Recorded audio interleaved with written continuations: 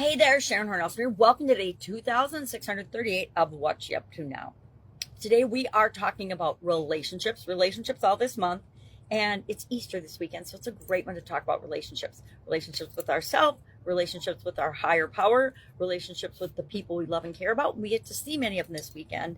At least in my family, we get together for holidays and celebrate. It's one of the ways we have shared experiences and shared traditions.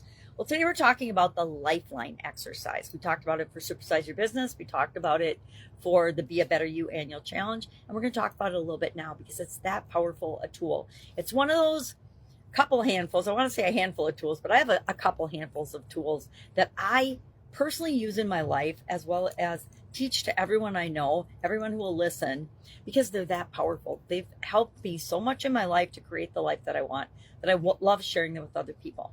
Now, of course, I was traveling the last 3 weeks and I left, or I didn't leave. I just don't know where I put my graphics. So I had to create this new, really stellar relationship timeline. I just was talking through in the Be a Better You how you do that. You just basically take the year you were born, and then this year you make a big line across and you start to plot on it different relationship events that you've had in your life, different relationships. You know, when you were born, that's probably the biggest. When maybe when you went to school, preschool, grade school, middle school, high school, different events, different relationships. When you got your first best friend, when you had a falling out with your group of friends, etc. You plot those things on, and then we do a few things with that. We realize that you're going to be plotting things on that, or putting things on that, posting things on that continuously, right? I still, after doing this for over 2 decades, maybe 3, I still add things to my, and different events to my timeline. It's why I like to break it down by the different, the 9 life framework areas that I use and share, because every time I look at it specifically through that lens, I see events and things that I haven't even paid attention to before.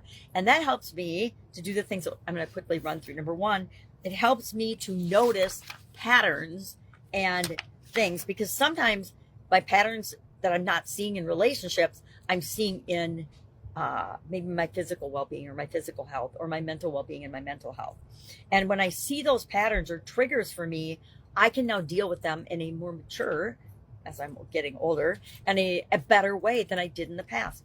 And sometimes I can notice the triggers that something's going to trigger me, and I can stop it in its tracks so I don't react. I have a time to just think about how I want to respond, and I respond instead of reacting, which usually gets me a better result.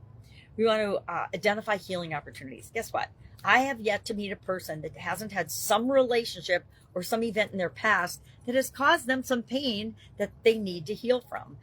I've got several big events in my past that I'm still working on healing from. Now, I always thought, well, why can't I just heal this once and it's gone forever? But different things will happen and trigger it, and it'll pop up, and I'll see it in my life again. And then finally, we want to set intentions for the future. Why? Because we always want to be focusing on what it is we want to create in our lives, not what is. We should be grateful for what is and what is working, but the things that we don't love yet, we want to set intentions for them to create them and make them the way that we want them in our relationships and in every other area and aspect of our life. So that's what we're talking about today. That's what we're thinking about today.